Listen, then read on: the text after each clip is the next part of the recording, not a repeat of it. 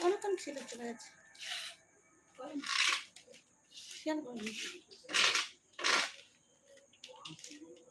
কার দোকানের কেক রে দেখতে এটা কেকের ছিরি আমি তো বলেছিলাম এই কেক ভালো হবে না